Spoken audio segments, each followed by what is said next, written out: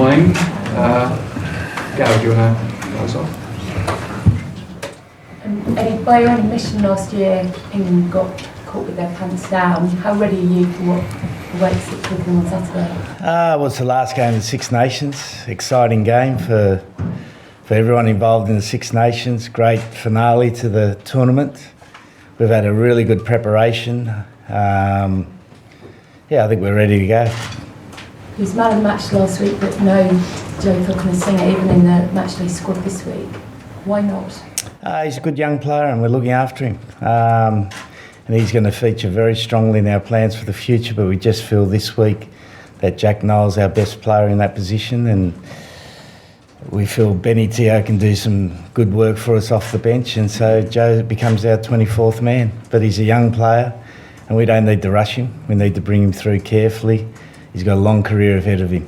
But in terms of if you were looking at him for this World Cup, do you not need to expose him to as much international rugby as possible before then?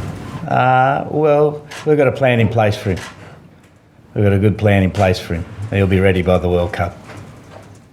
Which involves what exactly? What can you reveal? Well, I don't need to reveal my selection plans for the future, but I do know that we'll have him ready for the World Cup.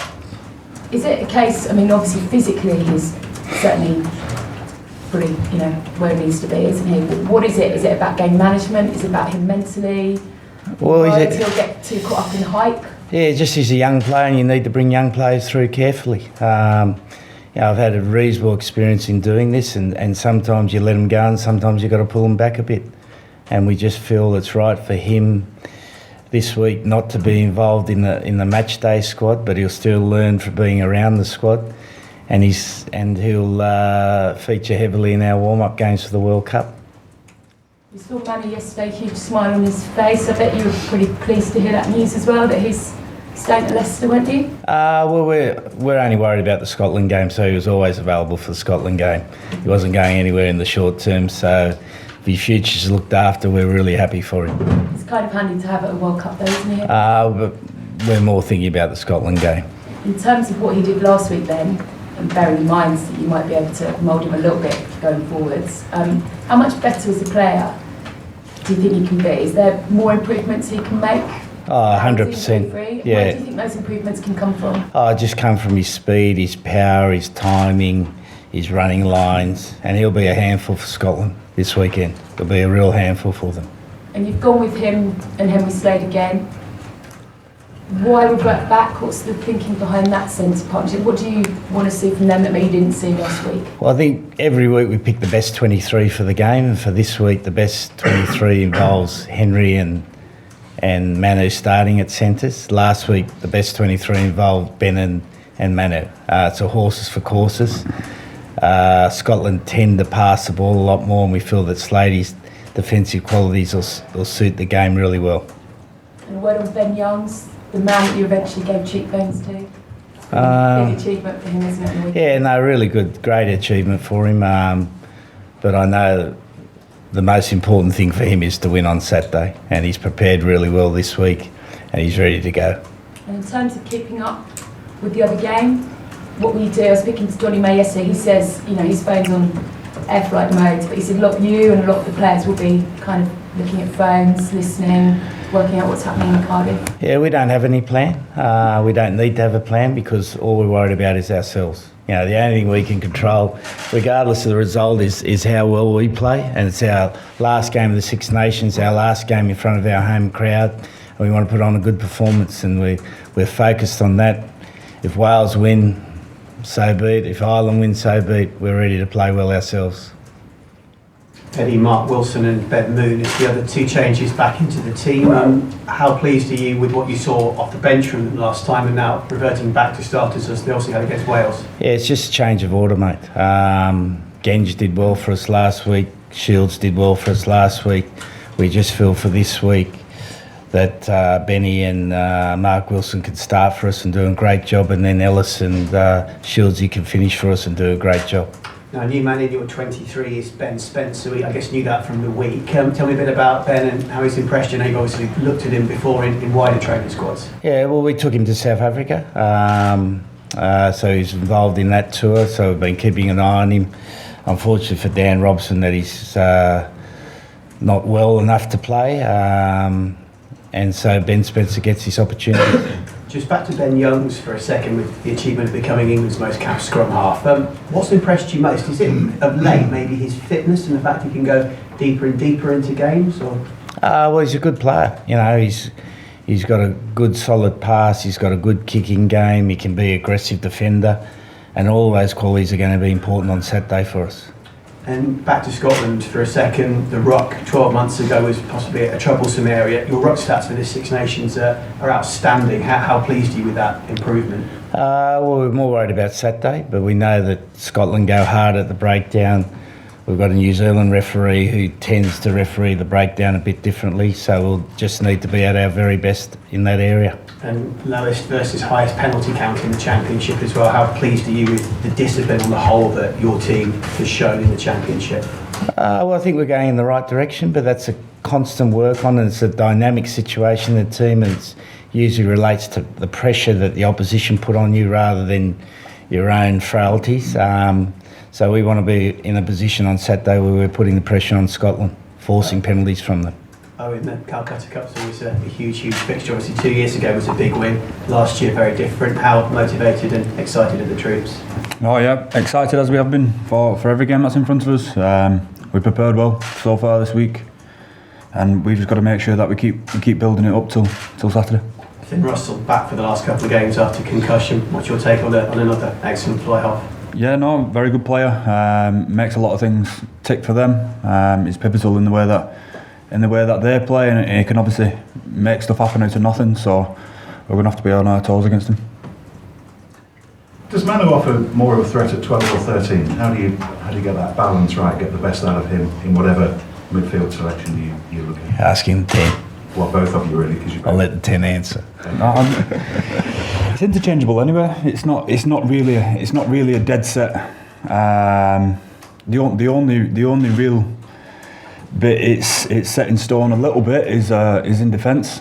He ends up being a little bit tighter, which is very very comfortable in being. As far as attacking goes, and whether he starts at 13 or 12 is depends what we're trying to do off first phase, and then the position he gets himself in phase play. He'll get in positions that suit him, and hopefully try and get him some one-on-ones. That's where he's dangerous. Eddie, if you were to talk about where you've made progress over the course of the Championship, what are, from your point of view, the big improvements that you've seen? I think the massive improvement for us is our mindset. I think we're clearly getting really good clarity about the way we want to play and the way we can be the best team in the world. I think that's developing. It gets tested all the time, because as soon as you get good at something, someone finds a way to stop you doing it, and you've got to keep developing that. But that's the thing that's pleased me the most. The clarity in which we can play the game, and the way we're becoming adaptable. And we've still got a long way to go in that area, don't get me wrong, but it's going to be massively important for us on Saturday. And we play our game, impose our game on Scotland, it'll be a very tough day for them. Has the selection of whoever will be in the World Cup squad eventually been made easier or tougher by the last couple of months? Well, World Cup selection is not a one-game thing. World Cup selection is a 4-year project, and we feel like we've got a reasonable grasp on it. And Saturday's game is another game to test us against good opposition that are going to be playing for the pride of the Calcutta Cup, and there's nothing more special than that.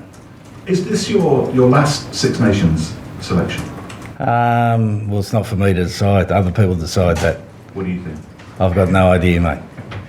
The only thing I know is that we've had a great week this week, and like Alan was saying, absolutely excited about this prospect of us finishing the tournament well. I mean, can I just go back for a second to the guy inside you in Ben Youngs with his record, and a guy you know from your club onto the bench for the other 9, Ben Spencer. Can I just get your take on both of those, please? Yeah, obviously it's a massive achievement for Ben, and well deserved. The way he's been playing has been brilliant, and it'd be a proud day for him, and I'm sure his family. But as Eddie said, I'd imagine the most important thing for him is the win for the group, and with Ben Spencer, He's very controlled. He's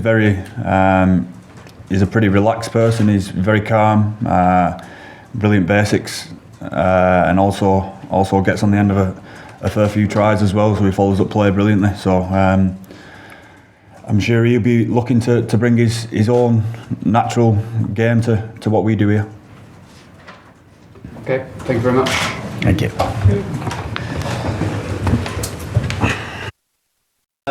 Nice little subplot to the weekend as you two are reunited at centre. Yeah. Obviously, it's awesome to have him staying in England. Top quality player, and I think it's good for him. It'd have been bad from Leicester to let him go, I think. So, awesome bit of news for the boys today, or this week. And yeah, like I said, nice to get back into the starting team, and hopefully for a good weekend. You might have to obviously play against him at some point. Yeah, and it does mean they've got to tackle him probably at some point. But alongside, I know you touched on it before, but a chance to just re-complement each other's skills, having seen him alongside Ben Teo last week. Yeah, obviously our games are different games, and it's whatever the coaches go for each week that's what we got to live with, and we're absolutely fine with that. But obviously I bring different sort of stuff to those two boys, and like I probably said previously as well in interviews, that our strengths probably complement each other, so I think it's quite a nice balance. And moving into the Calcutta Cup game, it's against the Scotland team who've got a lot of injury issues, particularly in the backs. What are you expecting from them? Well, even though they've got a few boys out, they've got a lot of good players still in that side. Obviously, they like to move the ball and test defences, so we know definitely we're going to have to be switched on the whole time, even from deep. So looking forward to the challenge really. Is forcing the error something that you guys have really focused on? We've seen Scotland click and be excellent, but then sometimes maybe just overplay and be their own worst enemy at times. Oh yeah, well, defence is very important, and if you can bring enough line speed and enough sort of chaos in there to force errors in the opposition, that's the goal. That's what you're aiming for. So I think we've been good defensively in this tournament, and something we keep looking to push on with and improve each week, and hopefully we can do that again the weekend. And preparations this week, how's it been with no doubt bringing the step up to such a big win against Italy?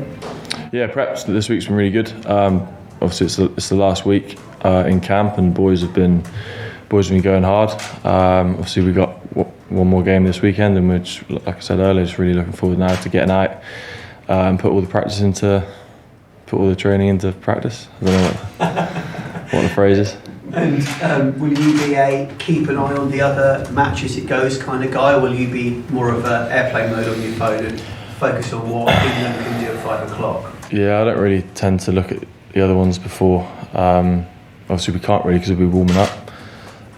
So yeah, if people tell us what's happening, then they tell us, but all we can control is our game, and that's all we've got to focus on really.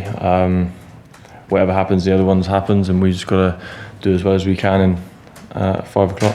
Just finally from me, a word on Ben Young's about to become England's most capped scrum half, and they would take Danny Care again. A couple of positions inside you appreciate, but what does Benny bring to this England team?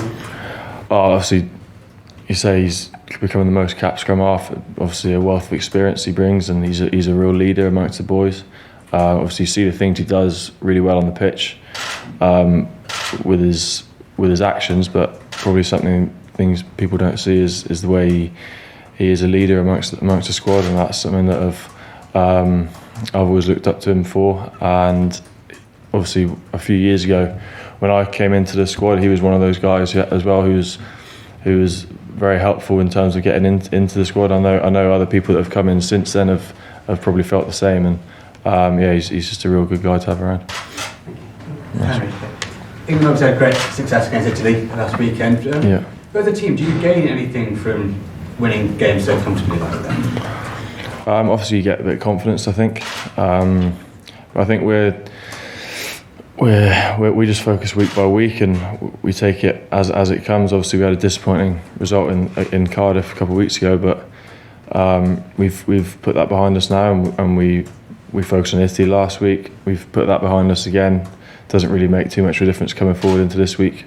This week is obviously a completely different challenge, and we've been prepping just purely for this week and nothing beyond. I think we're in a good place. You mentioned that Scotland have quite a few injuries, but Finn Russell will make his return, it seems. Could he breathe new life into that Scotland side? Yeah, obviously he's a top quality player, and he brings a lot of threats when he's playing. Like I said earlier, our defence is going to have to be switched on right across the pitch, because he tries a lot of things, and we just have to keep putting pressure on him and keep forcing and keep shutting down his time. Is it more difficult to get motivated for a match like this when you know what happens in the Wales Ireland match influences your standing to the end? No, not at all. Every time you play for England is a massive honour and it's a very special occasion, and I think if you start thinking about things outside of that, then it can maybe detract from your game. So all I'm focusing on is being incredibly excited to play for England, and like I said, I probably might not even know the result of that previous game. So we're going out there, controlling what we can control, and getting like I said, we're really excited to get out there in front of a home crowd at Twickenham, and finish off Six Nations on high. I mean, obviously the World Cup coming up at the end of this year. Every time the boys get out on the pitch, including yourself, do you feel there's a chance to sort of cement your place on the plane? Obviously that's in the back of everyone's mind, but I think like I said, you can't really focus on things too far in the future, because then you miss things that are right in front of you. I think you've just got to be in the moment each time, each tackle, each carry, each pass and stuff. You just got to be in that moment, else things drift by. And I think, I know it's a cliche, but you can't really focus on anything past that. I think to get the best out of you, you've got to be right there in the moment. Are you allowing yourself to dream of the possibility of attending the World Cup? Yeah, obviously that'd be a massive honour. I mean, I was part of the last World Cup, but only maybe a small part when we were already out, which was disappointing. But yeah, I think over the last few years I've had more and more experience here and more exposure in the side, and I feel now like it'd be a massive honour to be part of that team, and hopefully I can keep performing to put myself in the best chance of getting there. And just finally about Twickenham again, how important has it been to have the last two games of the series at home for the England side? Yeah, it's awesome playing at home. I mean, the crowd get right behind us. Everything we do is fantastic. Sometimes you can't even hear yourself think, it's that loud. And it's awesome to have such a good fan base supporting us, and long may it continue. Do you think the two kickoffs should be at the same time, or I know you spoke about you're not going to focus, or you won't be aware of the result from the other game anyways, but do you think it would be fairer to have the kickoffs, both games kicking off at the same time? Yeah, maybe, but it's nothing we can really control, is it? So it's just how it is. I'm not too bothered either way, but yeah, potentially. But like I said earlier, we've got to control what we can control, and that's going out and playing Scotland on the weekend. Okay, thank you. Nice one. Cheers, guys.